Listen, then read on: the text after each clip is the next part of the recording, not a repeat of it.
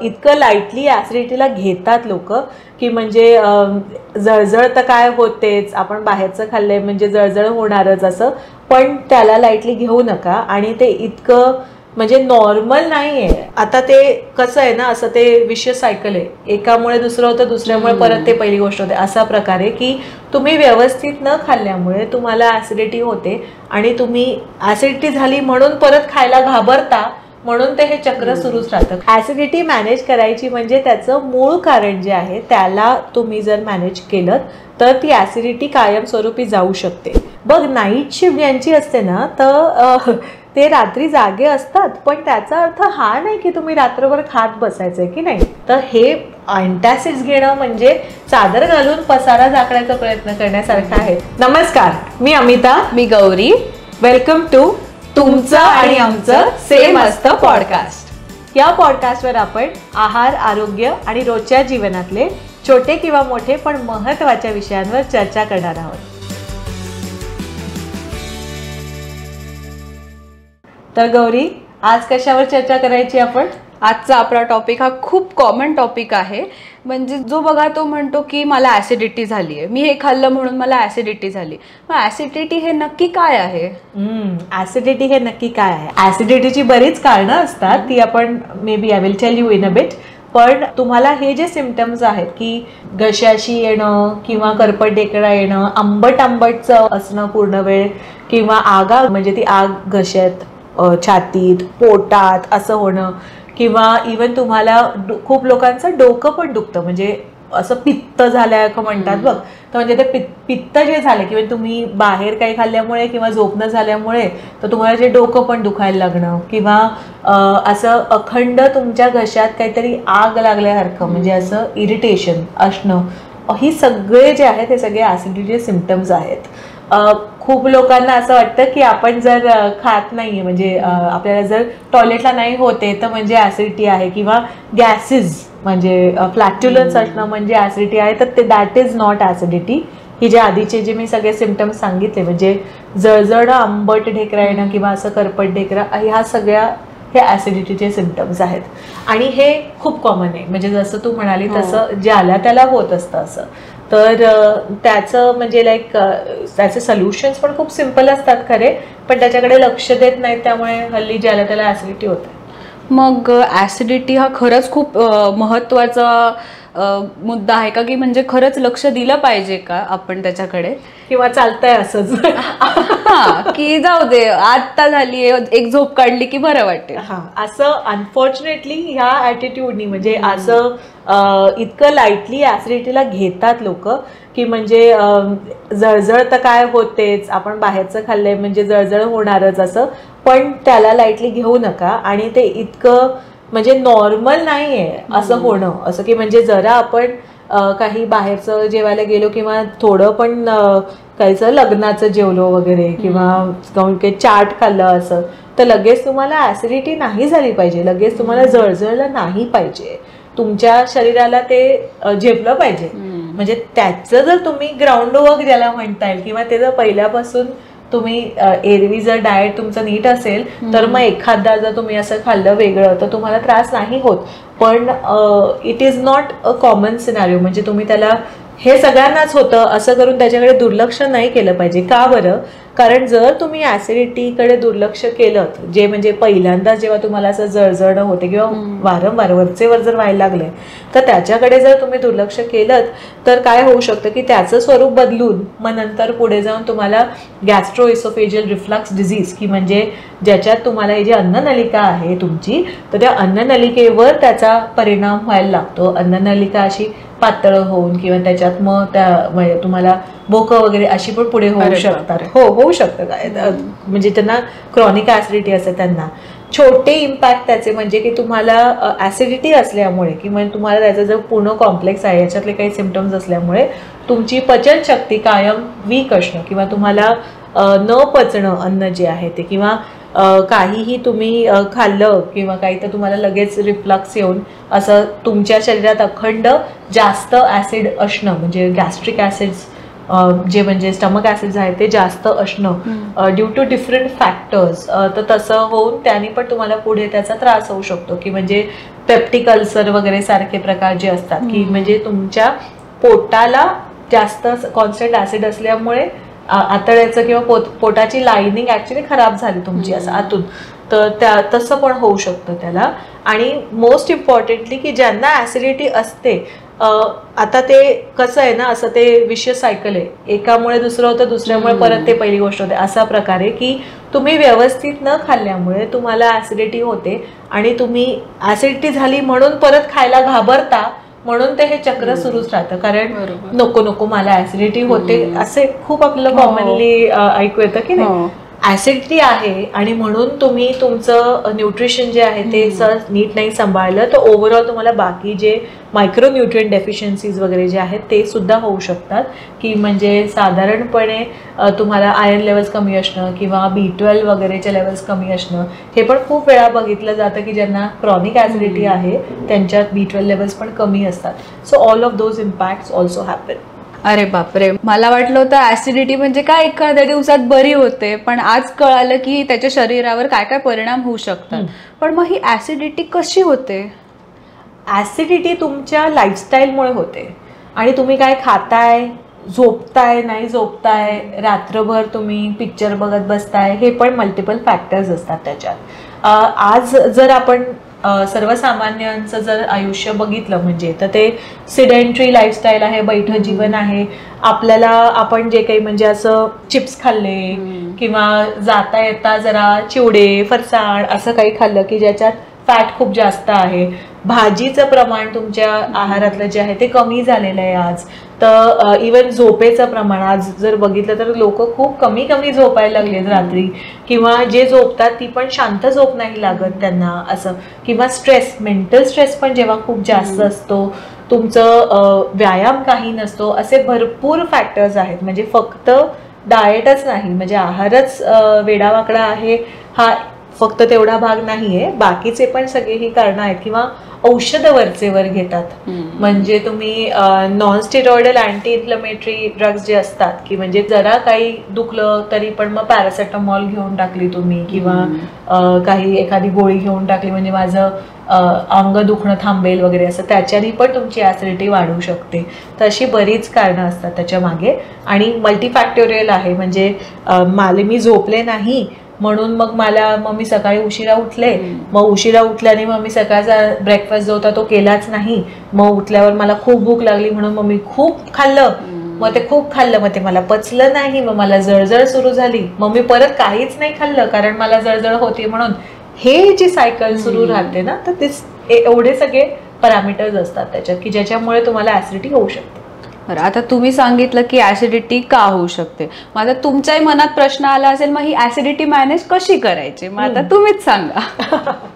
Acidity manage करायची म्हणजे त्याचं मूळ कारण जे आहे त्याला तुम्ही जर मॅनेज केलं तर ती ऍसिडिटी कायमस्वरूपी जाऊ शकते.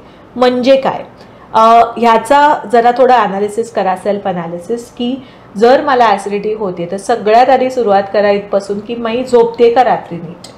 कारण जर तुम्ही रात्री नीट झोपत नसाल म्हणजे काय की 1:30-2 पर्यंत आपण फोनवरच काहीतरी बघतोय किंवा काही गेम्स खेळतोय किंवा बरेच हल्ली ऍप्स असतात ना हे, किंवा तुम्ही टीव्हीच काहीतरी बघत बसला, असं स्क्रीन टाइम, ते तसं करताय का तुम्ही. तर तसं जर असेल तर मग तुमची झोप जी आहे ती नीट होत नाही. मग रात्रीभर म्हणजे जरी तुम्ही म्हटलं की मी रात्री 2ला झोपते आणि मग मी सकाळी 11 वाजता उठते, पण दॅट इज नॉट ऑप्टिमल. म्हणजे तुमची झोपेची क्वालिटी जी आहे ती नीट नाही झाली. तर सगळ्यात आधी तुमची झोप बघा काय नीट आहे की नाहीये, ते फिक्स केलं किंवा बघा की तुम्ही खाताय काय. खूप वेळा असं होतं की बऱ्याच लोकांना सवय असते की गॅप्स खूप असतात मीलमध्ये. म्हणजे पोळी भाजीचा डबा आणला दुपारी ऑफिसमध्ये, दुपारी त्यानंतर आता एक तर पोळी भाजीचा डबा मुळातच अपुरा आहे, त्याच्यात तुम्ही सगळे जे न्यूट्रिएंट्स आहेत ते तुम्हाला मिळतच नाहीयेत. तुम्हाला जे प्रोटीन वगैरे पाहिजे ते नसतं साध्या पोळी भाजीच्या डब्यात, ठीक आहे. त्यातून जर तुम्ही कॅन्टीनमध्ये जेवत असाल तर मग त्याचं ते तेल तूप जे असतं त्याचा तो विषय वेगळा झाला, because the fat becomes higher in that lunch that you are having, ठीक आहे. त्यानंतर मग तुम्ही म्हणणार की नाही आता मी कामातच एवढी बिझी होते, मला काही वेळ नाही झाला. तुमच्या शरीराला तुम्हाला 4 वाजतापासूनच भूक लागायला सुरुवात झालेली असते, पण त्याऐवजी तुम्ही जाऊन जर चहा आणि सिगरेट असे प्रकार केलेत तेव्हा चाय ब्रेक, सुट्टा ब्रेक असं जर त्याचं केलं तर मग ते अजून you didn't give your body anything to ईट.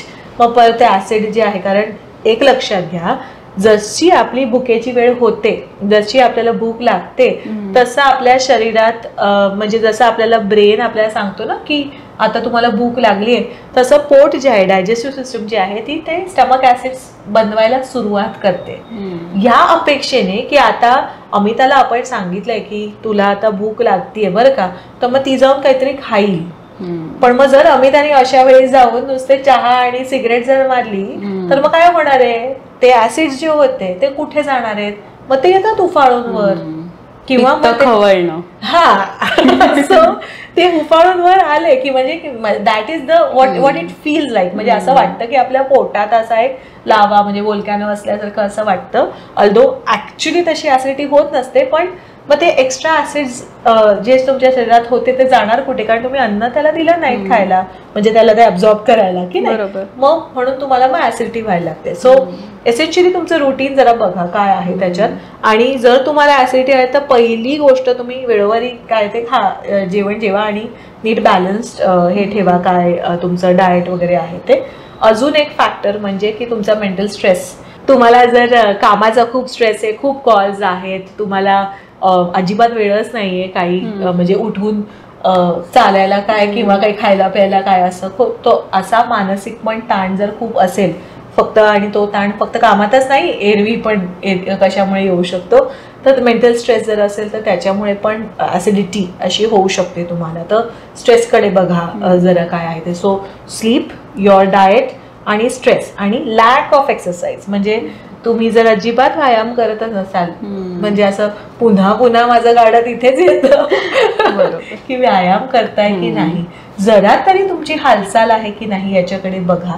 दिवसभरात तुमचे 6 ते 8 हजार स्टेप्स व्हायला काहीच म्हणजे हरकत नसते. 6,000 तर सहज होऊ शकतात जर तुम्ही सकाळी नुसतं 30 मिनिटं जरी चालायला गेलात तरी सुद्धा तुमच्या दिवसभरात 6,000 स्टेप्स होऊ शकतात. ओके, पण तेवढंही जर होत नसेल तर मग तुमचं ओव्हरऑल तुमचं आरोग्य जे आहे ते नीट नाही राहणार आहे. तर मग lack of exercise is also one factor की ज्याच्याने तुम्हाला ऍसिडिटीचं जे प्रमाण आहे ते वाढू शकतं तुमचं.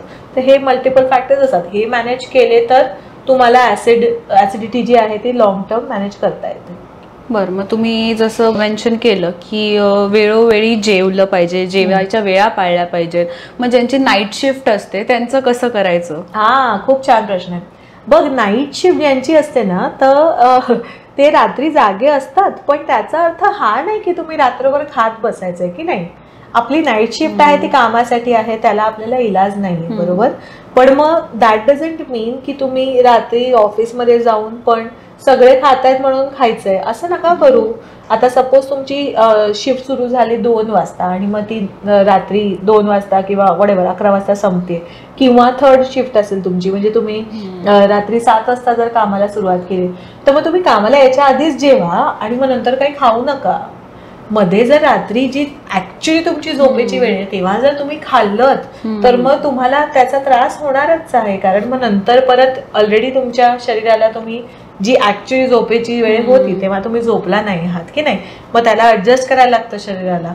मग त्याच्यात तुम्ही जर अजून जाऊन पिझ्झाच खाल्ला कॅन्टीन मध्ये किंवा वडापाव खाल्ला रात्री की जेव्हा ती झोपायची वेळ होती, तर मग त्याचा त्रास तुम्हाला होणारच आहे. सो एस्पेशली नाईट शिफ्ट जर तुमची आणि थर्ड शिफ्ट जर असेल तर तुम्ही त्या शिफ्ट दरम्यान काहीही खायची गरज नाही. फार फार तर एखादं फळ खा आणि चहा कॉफी वगैरे पण पीत बसू नका रात्री असं, कारण ऑलरेडी तुमचं झोपेचं रुटीन म्हणजे ज्यांची नाईट शिफ्ट असते त्यांचं झोपेचं रुटीन असं एस्टॅब्लिश झालेलं असतं ना की तेव्हा रात्री तुम्ही काम करताय आणि सकाळी तुम्ही झोपताय. मग the rest of the hours you still have, की म्हणजे असं नाही होत की मग मी जेवू कधी, असं नाही होत. कारण तुम्ही घरी येता ना 8 वगैरे वाजता, 7-8 वाजता तुम्ही घरी येता, मग तेव्हा जेवा ना, तेव्हा like you can have your meal, sleep for some time आणि मग परत ऑफिसला जायच्या आधी तुम्ही जेवून जाऊ शकता, असं करा. पण रात्रभर खात नका बसू, एक तर पहिली गोष्ट. काही लोक असतात की ज्यांना म्हणजे आता जो मुंबई सारख्या ठिकाणी हा माझ्या सगळ्या पेशंट्सनी नेहमी विचारला जाणारा प्रश्न आहे की आम्ही ऑफिसमधनं निघतो 6 वाजता, आम्ही घरी पोहोचेस्तोवर आम्हाला 8:30-9 वाजतात. म्हणजे मग जर एकीकडे म्हणतात की लवकर जेवा, पण मग आता ह्याच्यात आम्ही कसं मॅनेज करायचं, तर ह्याच्यात कसं मॅनेज करायचं म्हणजे की तुम्ही 6-6:30 किंवा 7 जेव्हा ऑफिसमध्ये निघताय तेव्हाच तिथे जेवण उरकायचं. हाच एक उपाय आहे त्याला. कारण तुम्ही रात्री 8:30-9 म्हणजे 2 तास 1.5 तास ट्रेनमध्ये बसून मग नंतर तुम्ही घरी जेव्हा पोहोचणार आहे त्यापुढे तुम्ही स्वयंपाकाचं करून काय ते जर जेवणार असाल तर तुम्हाला 10 वाजणार आहेत जेवायला. मग ते अन्न तसंच राहणार ना, कारण मग तुम्ही झोपणार आहे इमिजिएटली.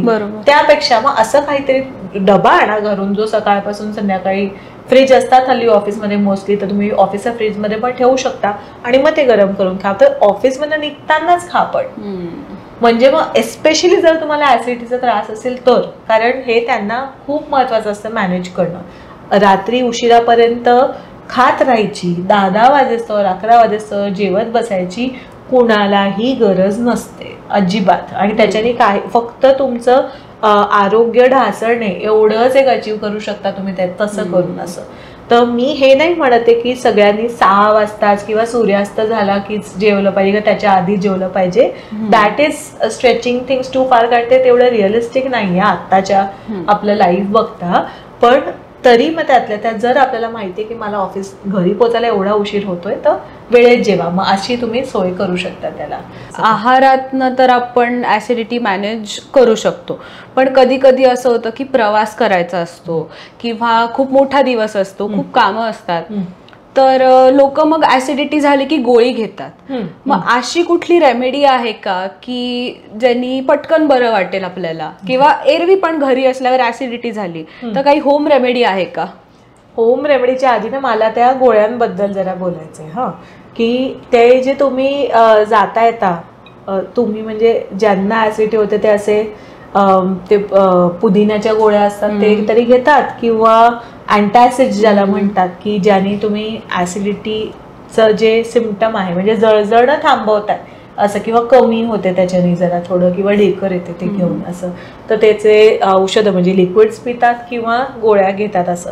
तर हे जेव्हा तुम्ही करत असता ना तर ते म्हणजे असं होतं की तुम्ही दुरून नुसतं ना जखमेला त्याच्यापर्यंत न पोचता दुरूनच नुसतं औषध मलम दाखवल्यासारखा प्रकार होतो. कारण जेव्हा आपण अशा पद्धतीने अँटासिड जेव्हा घेतो तर तेव्हा तुम्ही रूट कॉजला काहीच त्याला हात लावलेला नसतो. म्हणजे त्याचा अर्थ हा की माझ्या घरात पसारा आहे, मी पसाऱ्यावर नुसती चादर घातली पण मग तो पसारा गेला का? लोकांना दिसताना भलेही म्हणजे असं मी म्हणत असेल की नाही ठीक आहे चला समोर आपल्याला पसारा दिसत नाहीये, पण बाहेरच्या व्यक्तीला पण ते कळतं ना की तिथे काहीतरी आहे, त्याचा इम्पॅक्ट राहतोच तुमच्यावर. तर हे अँटासिड्स घेणं म्हणजे चादर घालून पसारा झाकण्याचा प्रयत्न करण्यासारखा आहे. तर त्याच्याने तो पसाराही पुढे जात नाही आणि तुम्हाला जे म्हणजे पाहुण्यांना पण काही एकदम नटलेलं सजलेलं स्वच्छ घर दिसतच नाही, कारण त्यांनाही कळत असतं आहे काहीतरी असं. तर असं न करता, कारण हे टेम्पररी सोल्युशन आहे, हे स्टॉप गॅप अरेंजमेंट झाली, तसं न करता जर तुम्हाला अँटासिड म्हणजे ऍसिडिटी होतीये तर त्याचा मूळ जे आहे म्हणजे कशामुळे होतीये जे मी मगाशी सांगितली ती कारणं सगळी, त्याचं थोडं अनालिसिस करून त्याच्यावर तुम्ही काम जर केलं तर बेटर राहतं. का बरं? आणि जास्त महत्वाचं का आहे हे की एकदा जर तुम्ही अँटासिड्स घ्यायला लागलात तर ती एक तर सवय होते, कारण मग तुम्हाला तेवढ्या पुरतं बरं वाटतं. मग असं वाटतं की हो ठीक आहे मला ढेकर आली, मला जरा बरं वाटलं असं. फ्रूट सॉल्ट्स घेतात ऍसिडिटी असेल तर ते पाण्यात घालून की म्हणजे त्याच्याने मला ढेकर आली असं, पण ती खरं ते ऍसिड कुठे गेलेलं नसतं. It's not going to like म्हणजे पुढच्या वेळेला जेव्हा तुम्ही जागरण करणार किंवा तुम्ही उशिरा जेवणार तर ते परत येणार. It's impacting your quality of life की तुम्हाला रोज त्याचा त्रास जो आहे तो सहन करायला लागतोय. तर तसं हे अँटासिड्स घेत बसण्यापेक्षा मूळ जे आहे त्याच्याकडे लक्ष जर दिलं, फाइंड द रूट कॉज, त्याला तुम्ही जर चेंज केलं तर जास्त बेटर आहे. तू म्हणालीस की घरगुती काही जर असेल तर म्हणजे home remedies for acidity. Home remedies म्हणजे एक सोपा प्रकार करू शकता म्हणजे की बेकिंग सोडा बायकार्बोनेट जे असतं ते जर तुम्ही थोडंसं पाण्यात घालून जर ते प्यायलात तर तुमचं तेवढ्यापुरती तात्पुरती ऍसिडिटी जी आहे ती कमी होऊ शकते आणि तुम्हाला म्हणजे थोडं बरं वाटू शकतं. त्याचा अर्थ हा नाही की तुम्ही रोज चिमूटभर सोडा पाण्यात घालून प्यायचा, अजिबात रेकमेंडेड नाहीये. कारण अति जर तुम्ही असं करायला लागला, सोडा बायकार्ब जर जास्त घ्यायला लागलात तर तुमच्या सोडियम लेवल्स खूप जास्त वाढतील एस्पेशली जर तुम्हाला रक्तदाबाचा त्रास जर असेल तर मग तुम्ही हे वरचेवर करू नाही शकत. दुसरं काय करू शकता म्हणजे की एक तर मुळात जे काही जेव्हा जेव्हा जेवताय त्याच्याबरोबर भरपूर भाजी असली पाहिजे. अर्ध पान तरी भाजी तुम्ही खा, कारण जे फायबर तुम्हाला मिळतं भाज्यांमधनं किंवा इव्हन कडधान्यांमधनं पण फायबर आपल्याला मिळत असतं. होल ग्रेन्समधनं म्हणजे पोळी वगैरे जे खातोय आपण, भाकरी खातोय, त्याच्यातनं पण आपल्याला फायबर मिळत असतं. तर ते फायबर जे असतं जेव्हा आपण खातो तर ते एक्सेस ऍसिड जे आपल्या शरीरात म्हणजे पोटात असतं तर त्याला ते ॲब्झॉर्ब करून टाकतं, शोषलं जातं ते ऍसिड आणि मग ते शरीराबाहेर फेकलं जातं एक्स्ट्रा जे असतं ते. मग तुम्हाला तसा त्रास होत नाही जर तुम्ही भाज्या व्यवस्थित खात असाल तुमच्या डाएटमध्ये तर. तिसरं काय करू शकता म्हणजे की जरा गार दूध. आता हे पूर्वी खूप जास्त सांगायचे याला सिप्पीज डाएट म्हणायचे. तर सिप्पीज डाएटमध्ये म्हणजे की तुम्ही दिवसभर दर साधारण तासाभराला 1 गोट असं गार दूध प्यायचं असतं. तर आता त्यांनी पण अगेन रूट कॉजला काही होत नाही, मुळात ऍसिडिटी साठी कुठेही जात नाही, पण तुम्हाला जरा थोडं बरं वाटतं तेवढं थोडंसं दूध प्यायल्यावर म्हणजे असं गार वाटतं. थोडं अँटासिड प्यायल्यावर कसं असं म्हणजे त्याच्यावर असं कोटिंग आल्यावर होतं तसं थोडंसं होतं आणि त्यांनी पण तुम्हाला बरं वाटतं. पण मुळात जर ऍसिडिटी मॅनेज तुम्हाला करायची असेल तर डाएटमध्ये तुम्हाला 2 गोष्टी बघायला लागतात तुमच्या. तर ते म्हणजे की तुमचं फायबर इंटेक जास्त असलं पाहिजे आणि फॅट इंटेक कमी असलं पाहिजे. बरं. मग तुम्ही म्हणला तसं फॅट इंटेक कमी असलं पाहिजे. मग मी लोकांकडनं असं ऐकलंय की तेलकट पदार्थांमुळे किंवा आंबट पदार्थांमुळे पण ऍसिडिटी होते. मग हे खरं आहे का? बघ ना, फॅट जसं मी म्हटलं ना की तुम्ही जर जास्त तेलकट पदार्थ खाताय, तुपकट पदार्थ खाताय, ऍसिडिटी झाली म्हणून आईस्क्रीम खातात लोक. अरे बापरे, पहिल्यांदाच ऐकलं. नाही अगं, खूप खातात म्हणजे. आणि असं मी तर घरांमध्ये बघितलंय की फ्रीजरमध्ये आमच्याकडे नेहमी एक आईस्क्रीमची वीट असतेच. पोटाला गार वाटतं, ऍसिडिटी होत नाही असं म्हणणारे. पण ते का तसं म्हणजे तो वाटणं की म्हणजे गार खाल्ल्यावर किंवा आईस्क्रीम खाऊन बरं वाटतं असं, तर तसंही नसतं बरं का. आईस्क्रीम खाऊन काही तुम्हाला ऍसिडिटी बरं नाही वाटणार आहे, ऍक्च्युली अजून जास्त वाईट होणार आहे त्याचा प्रकार. म्हणजे ऍसिडिटीचा रिस्पॉन्स जो आहे, रिफ्लक्स, ते जास्त होऊ शकतं कारण हाय फॅट असतं. आईस्क्रीम ह्याच्यात भरपूर फॅट असतं. मग ते डेअरीवाला असो का नॉन डेअरी असो जे काही, तर it has a lot of fat. आणि जेव्हा तुम्ही जास्त फॅट खाता, तेलकट पदार्थ खाता किंवा आंबट पदार्थांबरोबर कसं झालंय की म्हणजे चाट वगैरे असतं ते आंबट, म्हणजे तुम्ही पाणीपुरी खाताय किंवा शेवपुरी खाताय, ऑल ऑफ दोज थिंग्स, तर त्याच्यात ते आमटाबरोबर ते अजून तेलकट पण असतं की नाही. तर त्याने तुमचा जास्त ऍसिडिटी वाढतेच. म्हणजे 100% तुम्ही जर हाय फॅट डाएट असेल तुमचं तर तुमची ऍसिडिटी वाढू शकते. आणि गोडातनी पण म्हणजे खूप वेळा लोकांना वाटतं की म्हणजे गोडानी कशी ऍसिडिटी वाढणार आहे, की म्हणजे असं त्याच्यात तर असं काय राईट. तर त्याच्यात कुठलाही गोड पदार्थ जर आपण बघितला तर जसं केक घे किंवा गुलाबजाम घे, ते त्याच्यात साखर पण असतेच पण त्याच्याबरोबर फॅट पण असतं तेवढं जास्त. जर त्याच्यात फॅट नसेल, म्हणजे आता गुलाबजाम जर लो फॅट असेल किंवा केक जर लो फॅट असेल, क्रीम वाला केक, मग तो केक सारखा लागणारच नाही ना. It's a high fat high sugar thing. तर त्यामुळे त्याच्याने पण जर गोड पण जास्त खाल्लं, म्हणजे असं नाहीये की तुम्हाला ऍसिडिटी होती आणि मी बासुंदी पेली तर चालेल, अजिबात असं नसतं. तर त्यामुळे गोडाचे पण पदार्थ हे जे हाय कॅलरी ओव्हरऑल पदार्थ आहेत, तर त्यांनी तुम्हाला ऍसिडिटी जी आहे ती तुमची जास्त वाढू शकते किंवा तो रिफ्लक्स जे आहे ते तुमचं वाढू शकते. म्हणजे असं घशाशी येणं किंवा असं आंबट येणं मधनच. काही लोक त्यांना जर तुम्ही म्हणजे क्रॉनिक ऍसिडिटी ज्यांना असते ना, तर ते बरेचदा म्हणजे माझ्याकडे येणारे पेशंट असे येतात की म्हणजे आम्हाला सकाळी उठल्यावर आधी एकदा हिरवी उलटी होते, त्यांना ओकायलाच लागतं, एवढी ऍसिडिटी असते. असं तर एवढ्या प्रकारपर्यंत होईसर वाट नका बघू, आधीच त्याला मॅनेज केलेलं बेटर असतं. बरोबर. मग चहा आणि कॉफीमध्ये तर फॅट नसतं, मग लोक असं का म्हणतात की त्यांनी ऍसिडिटी होते? Great question. बघ, चहा आणि कॉफीमध्ये फॅट नसतं, पण त्याच्यात जे ऍसिड्स असतात, ऍसिडिक असतात मुळात. ओके, चहा आणि कॉफी टॅनिक ऍसिड असतं, कॅफीन पण ऍसिडिक आहे. तर तुम्हाला ऑलरेडी जर ऍसिडिटीचा त्रास होतोय आणि त्याच्यात तुम्ही अजून ऍसिडिक काही पदार्थ, म्हणजे एस्पेशली चहा कॉफीचं म्हणजे हे सांगू इच्छिते की त्याचं तुम्ही घेतलं तर सगळ्यांनाच असं नाही, पण मेजॉरिटी लोकांना अजून जास्त त्याचा रिफ्लक्सचा त्रास होतो. पण वाईल चहा कॉफी म्हणजे पिऊन तुम्हाला ऍसिडिटी जास्त वाढू शकते, पण त्याच ह्यानी तुम्ही जर संत्र किंवा मोसंब म्हणजे जी सिट्रस फळं आहेत ती पण आंबट असतात ना, तर ती खाल्ली किंवा लिंबू जर पिऊन म्हणजे लिंबू पिळून जर पाणी प्यायलात तर तुमची ऍसिडिटी कमी होते. कारण ऍस्कॉर्बिक ऍसिड जे आहे ते जे फ्रूट सॉल्ट्स मध्ये जे असतं ना, जे तुम्ही घालता असं सॅशे पाण्यात घालून पिता, तर त्याच्यात ते ऍस्कॉर्बिक ऍसिड जे आहे ते ऍसिडिटीला म्हणजे शमन करतं त्या ह्याचं ऍसिडिटीचं. तर त्यामुळे you can eat very well citrus fruits. म्हणजे नाहीतर घाबरून ऍसिडिटी होते म्हणून मग मी आंबट काहीच नाही खात, तर मग मी लिंबू नाही खाणार किंवा मी संत्र मोसंब नाही खाणार, असं करायचं काही कारण नसतं. किंवा लोक दही पण खात नाहीत. दही नाही खात कारण त्याच्यात अगेन लॅक्टिक ऍसिड असं असतं. दह्याचं अनफॉर्च्युनेटली ना कसं आहे की इंडिव्हिज्युअल रिस्पॉन्स असतो, की काहींना होतो त्रास आणि काहींना ताक दही प्यायल्यावर बरं वाटतं. बरोबर. असं. सो दॅट इज समथिंग की तुम्हाला स्वतः ठरवायला लागेल की तुम्हाला कशाने बरं वाटतंय ते. पण चहा कॉफीचं हेच कारण आहे की म्हणजे तुम्ही जास्त ऍसिडिक होतं ते शरीराला, म्हणजे सहन नाही होत, म्हणून you get a reflux. Acidity बद्दल आता आपल्याला छान आणि सोप्या पद्धतीत माहिती मिळाली आहे, तर तुम्ही सुद्धा तसंच इम्प्लिमेंट करा. आणि तरीही तुमचे काही प्रश्न असतील तर ते कमेंट्समध्ये आम्हाला नक्की विचारा, किंवा तसं मराठी@gmail.com वरही तुम्ही आम्हाला विचारू शकता.